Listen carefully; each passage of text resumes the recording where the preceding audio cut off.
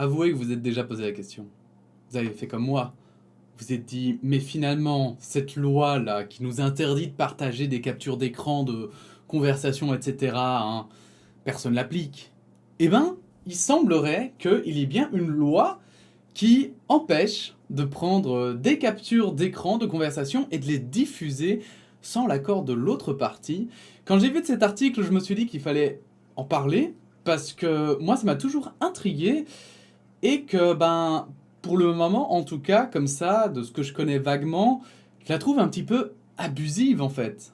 Parce que si on nous dit des trucs de manière privée et qui sont des trucs parfois, je sais pas moi, illégaux ou quoi que ce soit, bah pour moi ça me semble évident que. Enfin, qu'on puisse le partager, puisqu'en fait ça a été partagé à nous. Et que dans la conversation, il y a deux personnes, et l'autre personne sait très bien que en partageant cette information avec une autre personne, enfin, elle peut être divulguée, quoi. Donc, je vous propose de lire cet article qui est sorti dans Geeko, hein, qui est un complément du soir, qui parle de cette loi. Pourquoi il est illégal de partager une capture d'écran d'une conversation privée d'un mail? Le partage de capture d'écran est devenu une pratique banale sur les réseaux sociaux et dans les apps de messagerie. Beaucoup l'ignorent toutefois, mais partager une capture d'écran d'une conversation privée ou d'un email peut vous attirer de très gros ennuis. Il n'existe pas de loi à propos de la capture d'écran en elle-même, et elle ne serait pas forcément nécessaire, mais plusieurs lois différentes en fonction du contenu représenté dans l'image. Aux yeux de la loi, si un contenu partagé est disponible à l'origine aux yeux de tous, la partager de nouveau ne doit pas poser de soucis, sauf dans le cas d'images protégées par le droit d'auteur. Évidemment. En théorie, partager une capture d'écran d'une photo ou d'un article de presse pourrait vous attirer des ennuis. Dans la pratique, toutefois, il est peu probable qu'un journal ou un photographe engage des poursuites si vous avez partagé un article de presse ou une photo sur votre Facebook. Mince, ma chaîne est 100% illégale. Sur un site, en revanche, l'addition risque d'être salée. Les professionnels sont de plus en plus nombreux à utiliser des bots qui scannent le web à la recherche d'images partagées illégalement sur des sites privés. Aux yeux de la loi, le vrai problème risque toutefois de se poser lorsqu'une capture d'écran divulgue une conversation privée sans l'accord de l'interlocuteur. Oui, parce que si on commence à rentrer dans les droits d'auteur, on sait aussi qu'il y a énormément d'abus. On va pas rentrer dans ce débat-là, j'en parle de temps en temps en vidéo. Un jour, on essayera de faire si je trouve un article, hein, toujours, c'est la question, de trouver d'en parler, d'en discuter, hein, et de faire un melting pot, finalement, de tous les problèmes avec les droits d'auteur. Mais là, ici, on va bien parler des conversations privées, et c'est ça qui me paraît étonnant, c'est qu'on puisse pas partager. Alors moi, quand je parle de conversations privées, parce que j'y ai réfléchi en lisant l'article, je ne parle pas de photos ou de vidéos, en fait. Pour moi, c'est beaucoup plus justement ce qui est écrit, quoi. Ce qui est privé.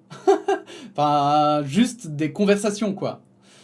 Parce qu'évidemment, photos et vidéos, ça, je peux comprendre, notamment au niveau des nudes, etc. Enfin, que ce ne soit pas... qu'on ne puisse pas les partager comme on veut. Et d'un autre côté, je me dis, mais si c'est interdit, comment ça se fait qu'on a dû faire une loi contre le revenge porn, sachant que, du coup, de base, c'est déjà interdit? Je ne sais pas. En Belgique, tout le monde a droit au respect de la vie privée et cela inclut le secret des correspondances. Le partage, public ou non, de l'extrait d'une conversation privée ne peut en principe pas se faire sans le consentement de l'interlocuteur ou des interlocuteurs. Si l'un des parties n'a pas consenti, il peut y avoir une enfreinte à la protection de la vie privée de cette personne. Un risque existe alors de se faire attaquer en justice et de devoir payer des réparations. Mais c'est ça que je comprends pas alors. Pourquoi est-ce qu'on a créé des lois alors qu'il y avait déjà des lois qui existaient en fait? Je comprends vraiment pas. Parce que ils ont l'air de dire que ça fait longtemps que c'est comme ça. Ou alors c'est moi qui comprends mal, mais... À cela s'ajoute le Règlement général de protection des données à caractère personnel, RGPD, qui régit en la matière au niveau de l'Union européenne. Ce dernier s'applique en Belgique. En principe, il n'encadre que le partage de données à caractère personnel, discussions privées incluses, dans un cadre commercial ou professionnel. Cependant, la Cour de justice européenne a statué que la diffusion de données personnelles sur Internet sortait de la sphère domestique à partir du moment où l'information est disponible aux yeux de tous, donc un nombre illimité de personnes. Il faut donc en déduire que le RGPD entre également en jeu si la capture d'écran d'une conversation est partagée publiquement sur des réseaux sociaux comme Twitter ou Facebook. Et bah je sais pas, enfin pour moi ça devrait vraiment dépendre de ce qu'il y a dans la capture, mais enfin je ne sais pas. Je trouve ça un peu bizarre comme loi. Dites-moi votre opinion, vous, en commentaire, parce que je trouve que c'est vraiment intéressant comme réflexion à avoir. Je trouve qu'il y a vraiment un débat autour, parce que, ok, le RGPD, etc., ça a été mis en place pour éviter justement que les gros sites, les GAFAM, puissent partager et vendre nos informations comme ils le veulent. Mais je pensais pas que ça s'appliquait pour les particuliers, quoi. Et que moi, par exemple, je sais pas, j'invente, mais si je partage la conversation de quelqu'un qui m'insulte, bah...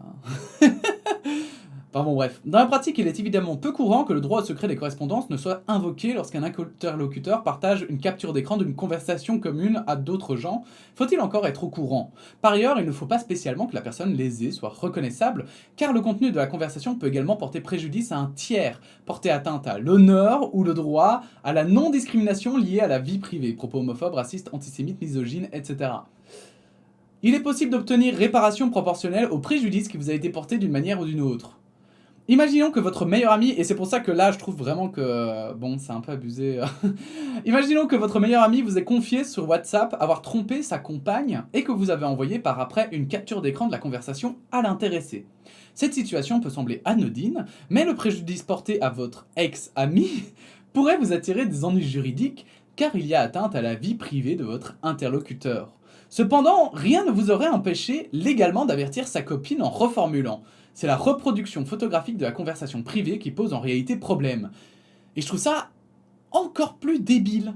Mais vraiment, encore plus débile. C'est parce que je suppose qu'en fait, ils considèrent que du coup, quand on reformule, bah, je sais pas, moi, si quelqu'un me dit un truc et puis que je vous dis, ouais, on m'a dit ça, bah, vous pouvez toujours vous dire, ouais, c'est peut-être qu'il a mal compris. Il y a toujours le doute qui persiste quant à la véracité de ce que je dis.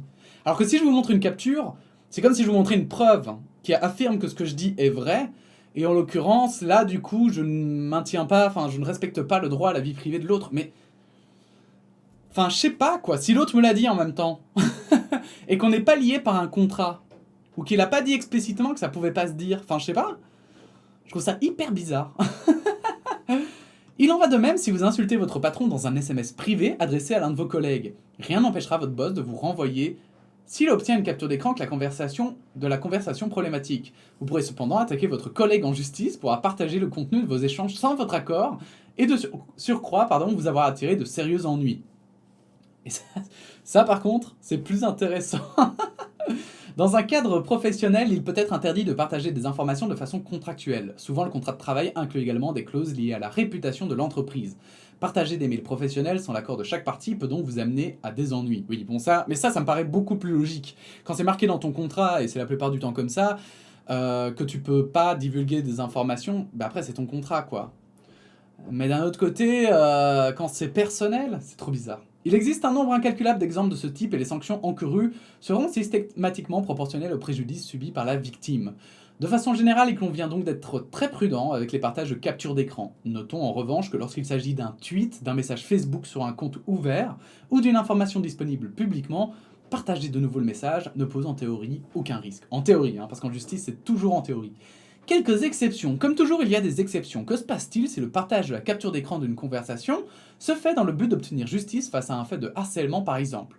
Cela fait encore débat. En effet, une personne incriminée publiquement sans fond juridique pourra potentiellement porter plainte pour calomnie et diffamation. Et c'est ce qui s'est passé d'ailleurs, j'ai vu dans l'affaire, alors j'ai suivi de loin, donc voilà, ne venez pas vous enflammer dans les commentaires, mais j'ai cru voir que c'était un exemple qui a... Voilà, ça fait par exemple débat dans l'affaire Marvel Fitness et je sais plus comment elle s'appelle, la fille qui s'était fait harceler par Marvel et qui maintenant, lui, se retourne contre elle pour calomnie et diffamation parce qu'elle avait partagé notamment des trucs publiquement alors qu'elle n'avait pas le droit. Enfin, mais voilà, mais c'est là où je trouve qu'il y a de l'abus du coup. C'est... Bon, bref. Jean Herweg est professeur et chercheur en droit numérique à l'université de Namur et avocat. Selon lui, il faut réfléchir à la stratégie à suivre pour dénoncer le harcèlement. D'habitude, le premier conseil que l'on donne aux gens, c'est de déposer plainte à la police pour harcèlement. Sauf si on est évidemment dans l'hypothèse d'une lutte contre la loi du silence. Auquel cas, il vaut mieux prendre un conseil juridique pour s'assurer que la liberté d'expression opère de manière efficace sans retour de flamme, affirme-t-il. En réalité, rien n'est défini juridiquement. Il faudra toujours naviguer entre la liberté d'expression et la protection de la vie privée. Le secret de la correspondance peut céder le pas à un intérêt supérieur légitime. Il y a donc une appréciation à faire. Je comprends parfaitement pourquoi une personne voudrait publier une capture d'écran pour obtenir justice, mais la question est de savoir si c'est la chose la plus efficace à faire, précise Jean Herweg. De plus, si les autorités publiques... Oh, oh, mais ça a disparu. Bah... B. De plus, si les autorités publiques ont déjà été averties des méfaits que l'on veut dénoncer, mais que rien ne se passe, il faut pouvoir secouer le cocotier, faire connaître ce qui s'est passé à tout le monde, pour qu'il y ait une pression de la part du public, que les autorités se mettent en route et reconnaissent le tort, explique l'avocat. On tombe alors dans l'hypothèse de l'injustice flagrante à laquelle personne ne donne remède. La liberté d'expression sert aussi à ça, selon lui. Une expression... Alors attendez, je vais vite... hop, voilà... Une exception demeure cependant pour les personnalités publiques. Elles ne sont pas sujettes au même degré de protection de leur vie privée qu'un individu lambda tant que cela a un attrait avec leurs activités publiques. Cela s'applique aussi pour les autres cas de cet article. Dans le cas où le partage de captures d'écran les concernant alimente le débat public, il est plus facilement justifiable de le faire. Mais si, et seulement si, cela alimente le débat public, la diffamation reste punissable. Quoi qu'il en soit, les cas de figure répréhensibles présentés de cet article sont paradoxalement fortement fortement répandus dans les usages modernes des réseaux sociaux et des messageries. Et donc c'est un peu avec cette conclusion d'article que je trouve que justement ça montre à quel point cette loi me paraît un peu désuète, c'est que tout paraît hyper flou, quoi. C'est vraiment en fonction des appréciations de chacun. Donc si t'as pas de bol, on peut considérer qu'en fait, bah non, c'est effectivement sa vie privée et t'avais pas à le partager. Par contre, si t'as un peu de chance et que t'as peut-être un juge qui est un peu plus, je sais pas comment dire, mais réceptif par rapport à tout ça, il va peut-être considérer que c'est la liberté d'expression. Bref, je trouvais ça quand même intéressant de le rappeler, de le dire, parce que mine de rien, c'est des trucs qu'on ne sait pas et puis qu'on apprend parfois un peu contre notre gré, malheureusement, accidentellement, et dans le sens négatif du terme, et du coup, bah, je trouvais que c'était quand même intéressant de le lire.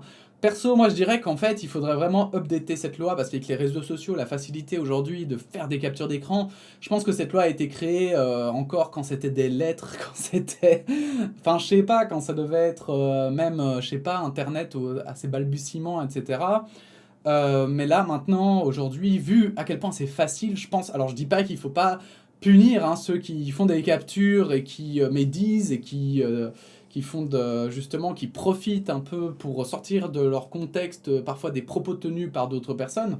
Mais vu aussi le nombre de personnes qui attaquent en diffamation pour faire taire des menaces, enfin pas des menaces, mais des plaintes qui sont pourtant avérées contre ces personnes, j'avoue que je trouve que c'est un peu abusif, quoi. C'est un flou qui profite beaucoup plus aux personnes qui, on va dire, sont malhonnêtes qu'aux personnes qui dénoncent plutôt des activités ou des façons de réagir qui sont normalement illégales. Bref, n'hésitez pas à donner votre opinion en commentaire, c'est très intéressant comme sujet. N'hésitez pas non plus à liker cette vidéo, à la partager, à vous abonner bien entendu, et puis sinon on se dit à bientôt pour de nouvelles actus. Voilà, la bise. J'ai mal cliqué, j'ai l'air con.